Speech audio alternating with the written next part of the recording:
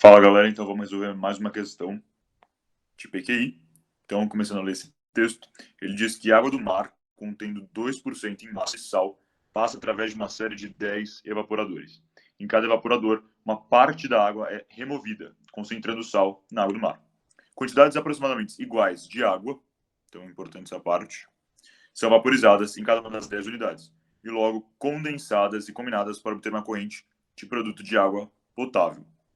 A salmoura, na saída de cada evaporador, alimenta o evaporador seguinte, exceto a saída do último.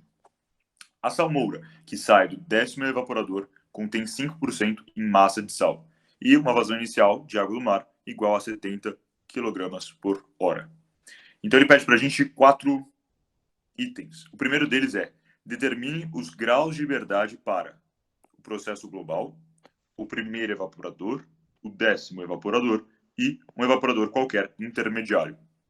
Pede também a vazão total de salmoura no 10º evaporador, a concentração de sal no 8º evaporador e o rendimento de água potável. Então, é importante a gente lembrar o que vem a ser o número de graus de liberdade. Esse número nada mais é do que o número de incógnitas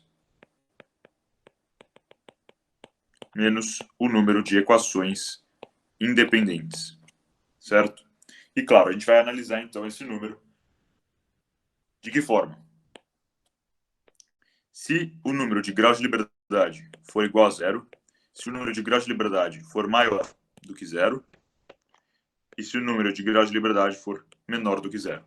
Bem, se for igual a zero, quer dizer que a gente tem a mesma quantidade de equações e de incógnitas. Então, o problema está bom para ser resolvido.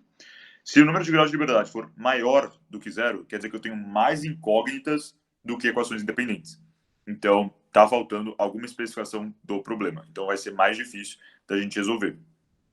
E quando o número de graus de liberdade for menor do que zero, quer dizer que a gente tem mais equações independentes do que incógnitas. Ou seja, nosso problema está especificando muita coisa. Então, talvez seja interessante rever esse problema. Claro que aí é um erro de quem elaborou esse problema.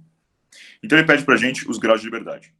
O primeiro deles aqui é o processo global. Então, vamos fazer então a fronteira do que seria esse processo global, certo? Não passando pelo condensador. Boa. Então a gente tem o quê?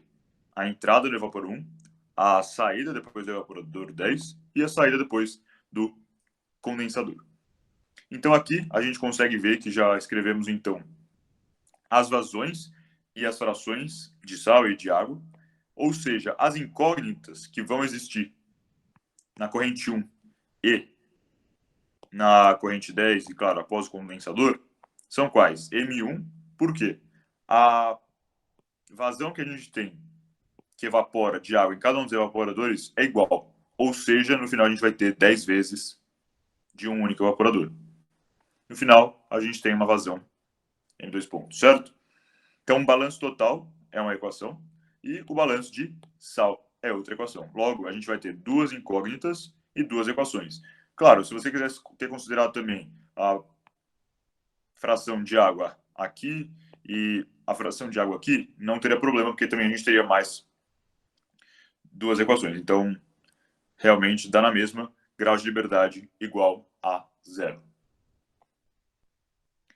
Agora ele quer saber no primeiro evaporador. Então, vou apagar aqui e vou criar, então, uma outra fronteira. Que fronteira vai ser essa? Contendo apenas o evaporador 1. Então, vamos ver o que está acontecendo aqui. Está entrando água no mar, saindo uma parcela do evaporador e uma parte de água é evaporada já. Então, quais são as incógnitas que a gente tem? M1,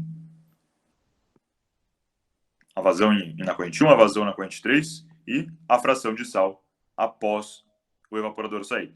Nesse caso, você poderia também considerar a fração de água, mas querendo ou não, uma você vai falar que é 100% menos a outra. Então acaba não tendo muita diferença. Você poderia ter colocado assim, ou também poderia ter escrito água, e aí você teria mais uma equação, certo?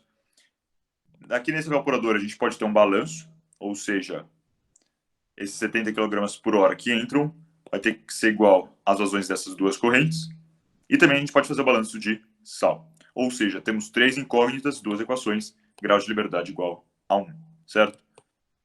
O próximo que ele pediu foi no 10º evaporador. Então também a gente faria aqui uma fronteira para esse evaporador 10.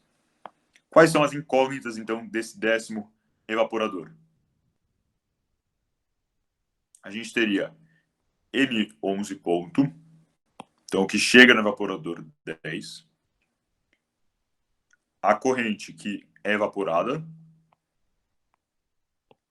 o que sai e a fração de sal, certo? Quais equações a gente tem? Mesma coisa, balanço e o balanço somente de sal. Ou seja, 4 incógnitas, 2 equações. Total, 2 graus de liberdade. Depois, ele pede para um quinto evaporador. Então, ou um evaporador intermediário. Escolhemos o quinto, certo? Então, se a gente observar aqui o quinto, também podemos criar aqui um limite. Mesma coisa. Quais são as nossas incógnitas? E as nossas equações, então, balanço total, menos vazões, e o balanço somente de sal. Portanto, a gente teria 5 menos 2, 3 graus de liberdade. Beleza? Então é importante vocês terem essa noção, principalmente quando vocês forem começar a resolver os exercícios. Muitas vezes você poderia ficar aqui nesse exercício muito tempo e veria que o grau de liberdade é maior do que zero. Voltando aqui então, ele pede na B a vazão total de salmoura do 10º evaporador, ou seja, ele quer o M2. Ponto, certo? Aqui a gente consegue fazer então pelo balanço de sal, ou seja, o que está entrando é igual ao que está saindo, já que, se a gente voltar aqui no nosso desenho, após o condensador a gente só vai ter água. Então, fazendo essa conta, a gente consegue chegar a uma vazão de 28 kg por hora. Beleza? A questão C, então, ele diz qual a concentração de sal na salmoura na saída do 8º evaporador. Então, assim como a gente viu o quinto, a gente poderia pensar num 8º evaporador, certo? Só que agora a gente já tem mais uma informação. Do processo global, a gente consegue tirar aquilo que sai em todos os evaporadores. A vazão que sai de todos os evaporadores, que é de 4,2 kg por hora. Por quê? O que está entrando é 70, certo? Descobrimos agora a vazão após o 10º evaporador. A gente consegue, então, obter isso. Logo, a gente consegue pensar nessa fronteira. Como? Fazendo o balanço total, ou seja, pensando só, então, do primeiro ao quinto evaporador, a gente consegue obter a corrente a vazão desse 7ª corrente aqui, certo? Após o evaporador 5. Lembrando que ele quer a saída do 8º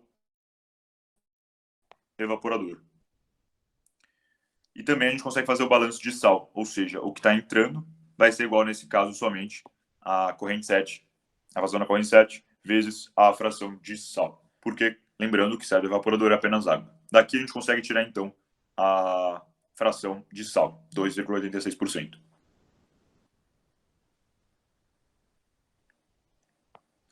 Rendimento.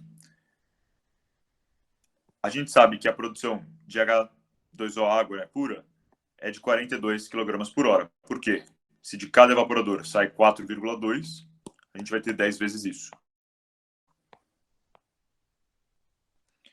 Alimentado no processo, a gente tem que há uma fração de 2% de massa em sal, ou seja, 0,98, 98%, vezes os 70 kg por hora.